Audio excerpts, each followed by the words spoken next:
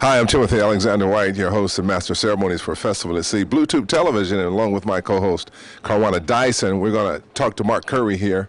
Mark Curry is from Oakland, California, and he's someone I've known quite a while, and I've known a lot of his family members, but we're so pleased and happy, and we're just thrilled to death. We had a chance to see him perform a couple of nights ago, and this guy's one funny character. Hello, Mark, and we're glad to have you. Hey, thank you very much, Tim. You know, I really appreciate it. I'm here. This is great. It's great that we got to. Oh, I'm sorry. It's great that we got to use your room. This is Tim's room, as you can see. Could you cameras go just show a little bit? This is Tim's room, and so thank you for letting us use your suite to do this. I don't know what the men and bananas represent, but to each his own. Some people say that is Tim White. This is Tim. That is Tim in different form. You know, Mark, you've been here before. You've been on Festival at Sea before, several years ago. And but let's talk about how you got started in comedy, because we go way back to you being an intern for me at KDIA Radio, I believe. I remember that. So I used to see you running around and doing things. But talk about how you, Skin and Bones, Bob Jones. Yeah. So tell us how you got started. I got started, you know, being the funny kid. Look at us. Okay, I'm sorry. See, Tim keeps saying, look at us. I don't want to look. I'm trying to look at the lady.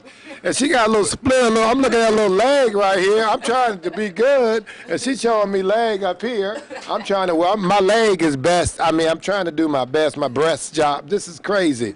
No, no, I'm sorry. Didn't mean it. You got to split up. You know what? I grew up poor, you know, East Oakland.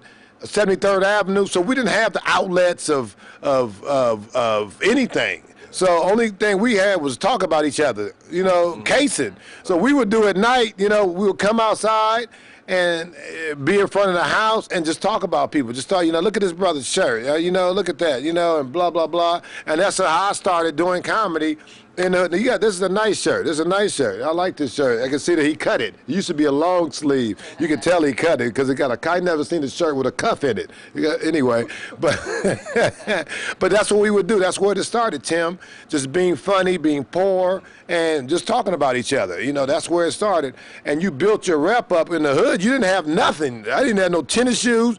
Only thing you had was your rep.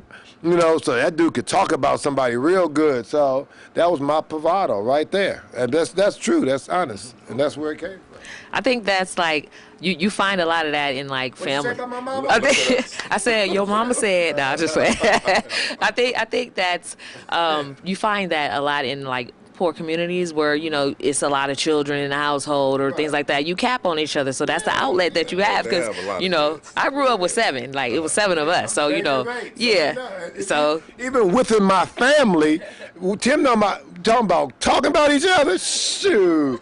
Man, we would case on people. It was, you know, boom, boom, boom. If my brother came home with a baby that didn't look, we'd be talking about her. Look, instead of strawberry, she should look like a raisin. We'd be on them. And so we use comedy. You know, even my mama was funny. I mean, my mama everybody would talk about, you know, and that's where I think my talent came from. But then I listened to a Richard Pryor 8-track. First time I ever listened to Richard Pryor was on an 8-track down at Big Paul's house. He had a Dodge Charger, he had an 8-track. I listened to Richard Pryor, and I went to go see Richard Pryor at the Circle Star Theater in 1977. I still have the ticket stub, and that day changed my life. I was too young. I snuck in. My sister snuck me in, Circle Star Theater, and I saw Richard Pryor, and I was like, this is what I want to do. And I still have the ticket stub, so I got a chance to open up for Richard Pryor in 1992. And I showed him the ticket stub, and he was like, oh, man, it was one of my greatest moments of my life. You know, showing Richard Pryor a ticket stub, and I'm opening up for him. It was just surreal. I can see that. So how were you able to cross over from comedy into acting? Because you don't see a lot of, you know, black television shows or sitcoms, and, you know, you do so great in what you do, but how were you able to make that crossover? Well, you know, I'm going to tell you how I made that transition from acting to comedy, because I had never acted before. And then I did Mr. Cooper, and they asked me, have you ever acted before? And they showed me the paycheck, how much they could pay me. I said, yes, I did. Yes, I've acted before. And I have. If you grew up in the black community, you acted. Yeah. You know, you see the police, you act like you ain't doing nothing. You see some dudes that's gonna maybe shoot you, you act like you got a gun. You know, it's all about acting. You had the stoplight in the hood. You got to act like you doing something. You know, it's all about you walking down the street. You got to act like you bad. So acting was natural for me, and when they showed me how much, yes, I can act. Right? When Mr. Cooper, you guys, I had never even been on a television set. That's true. I didn't even know when I first did this, Mr. Cooper. I didn't even know what I was doing. I just did it. I didn't know the impact. You know, so being young and being funny, let's talk about, you know, in the Bay Area, we had the Bay Area in the Bay Area, we had the Bay Area Black Comedy Competition, which is kind of like a ranking system. If you get on that, you get seen. So talk about how you first hit the, you know, talk about some of the places you performed at, and then how you started getting bigger stages, and nice dress you have on, man. And then you get, and then you. I'm just kidding. All right, look, you work at Walmart. And then you get the call. You know, you hear so many people on television say, and so-and-so called me, almost like they automatically had that person's phone number. So when did you get the call? What was, you know, tell us how you grew from. You know, you was there. Well, you saw for it. the audience. You tell them. Well, I got to tell them. For the audience sake. I mean, Bay Area Black Competition, Paramount Theater. Yeah. Right? Yeah, I came in first, and then I did the fake the San Francisco comedy competition, which was rigged, and I came in second to that. But I think it was rigged. Yeah, it was rigged. I think the calling. You're saying what was the calling? I'm sorry to do. Yeah, so you're doing comedy. So when did you hit the big time, so to speak? When did you become on national TV, or when did you become that name, the household name? I'm gonna tell you, Tim. This is honest. You know, I became a television star, but in Oakland. You know, I stayed in Oakland. I always stayed in Oakland. People say, why I stayed in Oakland I think I was big in Oakland. I was signing autographs in Oakland back in, 88. Yeah, 89. I would sign autographs and then go back to work at Pay and Save Drugstore. Right. And I can remember this day. I remember I was at work. I was like, dang, I was signing autographs last night, and here I am working at Berkeley Pay and Save the next day. I'm the only comedian because I always liked money. You know, I always kept my, my day job. So I looked nice, and I always had a nice car. And so I don't want to say, the first time I was famous was in Oakland. I was famous in Oakland, was I? I was a man in Oakland. Right. And then I did Showtime at the Apollo, that's when it clicked, because I went to Quarter Pound. Let me tell you the story of 82nd Showtime. Avenue, or the one on San Pablo? The one on 82nd. 82nd. East 14. Wait a minute, 82nd. I remember I rolled in there and the dude said, I just saw you on TV. I'm like, what? I just saw you on TV. I was like, what? Blew my mind. I never forget that day. But, when a thug will tell you, man, you just killed it on TV. I was like, what? And let me tell you about the first time on Showtime at the Apollo, I went to Macy's and bought a suit. But like, hey, I don't know how much it is. I just bought the suit because I was going to return it. So I bought this gold suit, funky stuff. I don't know how much. It was expensive stuff. I was going to return it. But my Showtime at the Apollo was so good, they aired it like the next day. And I didn't have time. So when I went to go take the suit back, the dude said, I saw you on the show and your suit looks so good. What are you trying to do? I said, I just want the buttons adjusted. So I remember, that's a true story. And I had to buy that suit. But the Showtime at the Apollo, and definitely Mr. Cooper, but Showtime at the Apollo was the first time that I cracked it and I became famous like overnight. So how do you come up with your content? Because you're like really funny, and I see it seems like sometimes that you just come off the top of the head. See, you done got him started. And got him started already. Sorry, people. I guess I'll be suing Carnival. Jesus, my hip. It's on tape. I'm from Oakland, East Oakland, Kaiser Hospital. Excuse me. Did that answer your question? Yeah. No, my material, I'll tell you what, I do everyday life. Whatever it is, everyday life, the true stuff is the real stuff. The stuff that I talk about most likely is something that really happened to me, because that's the funniest, and you can't deny it. It's going to be funny when I tell a story. I missed the boat took off in Puerto Rico, and Tim, I missed it. I missed the boat because I didn't have my birth certificate. So I took a little plane from Puerto Rico to St. Thomas, Smallest plane I've been in. I've never been in a plane that small. It blew my mind. You know, the pilot got off before I did. That's why I ain't never seen nothing like that. It was just a little, so just that wasn't funny, but it was just everyday life things. So if you had it, I know that hanging with Mr. Cooper is syndicated, if you will, Bounce TV, One Love. Right. So how does that feel, man, to have a show that's syndicated, which means it's still playing and will probably continue to play for years to come? I love it. I love it because, you know, it made me an international star. So no matter where I go in this world, they know me. Yeah. So I'm in Africa. I'm in Dar es Salaam, Tanzania, Africa. And I'm out the car. I'm taking a leak. You know, I'm taking a leak outside on the road. And I heard somebody say, Mr. Cooper!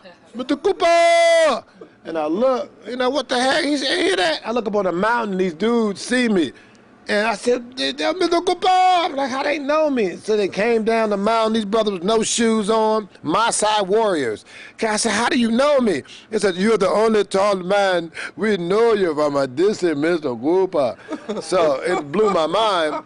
You know, I go to Australia, I go to, no matter where I go, Germany, in this world, Dubai, even Dubai, they have Mr. Cooper, and so they know me. So it's difficult to go to a strip club. No, I'm just teasing. No, it's just made me international. So it's surreal. It's a trip. It's weird, you know. If you weren't doing comedy, what other profession or what do you think you would be doing? If I wasn't doing comedy, I'd definitely be working with my hands. I like that kind of I'd be a manual labor type job. I probably would have my own business, like doing lawns or plumbing or something like that. I love cars more than anything, so definitely would have something to do with cars. I would love to be a mechanic or anything like that, painting them, fixing them, anything like that. You know, anything like that. I remember Tim White, he had a BMW 320i, and he had a kit on top of his kit. He had a kit on it. You know how you had a kit? He had to put a kit on top of his kit. His car was all whited out. That was during the 80s. Am I right? Remember that BMW? Yeah, I remember it. It was all whited out. We had a question for you. Oh, I'm sorry. Yeah. What was the question? No, actually, I was just going to ask, you know, I saw that you What's were... my cabin number? Yeah, what's your cabin number, by the way? Okay. You know, some ladies watching wanted to know. No, but... 69. Knock on the door. No, but okay, so you were in here like teaching like some people, aspiring comedians, and so is that something that you do, or do you mentor up and coming? Yes, you know, I mentor up and coming comedians. I have a comedy class. I just taught a comedy class at a camp, sickle cell camp. Sickle cell kids were hilarious. So this is like my fifth class that I teach, that I taught, and I just think that it's something that I know. And it's something that comes natural to me, so I teach it. I like teaching it. I want to open up a school one day. What do you think about when you're doing comedy? Because I've heard you do comedy where your language is sometimes cutting edge. Yes. And a lot of people think that, you know, religious people, Christians or whatever, have a different take on comedians. How do you feel when you're in an audience? Because I noticed you made a reference to the church people, you said, right. You know, so-called church people. You so-called church. I'm religious. I'm just too religious. Another Tanqueray, please. Mm-hmm.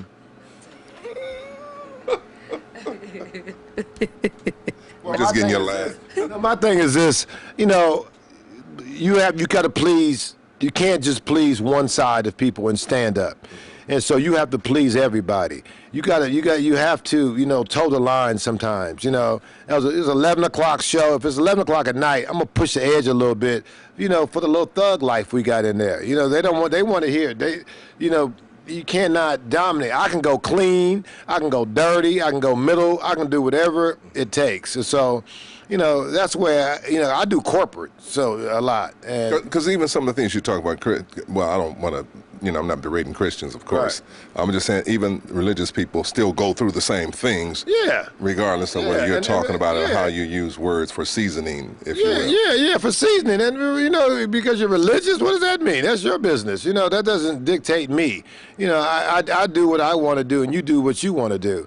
So I know I'm funny, so I know I'm going to make you laugh. And if they're in the audience anyway, then that says something. But then if I do curse, I do anything, it's normally in a character. Within the character, you may do that, And plus, if I got up there and and was boring and blah, I think you know, I don't know. I don't even. All right. Okay. That's fair enough. That question is.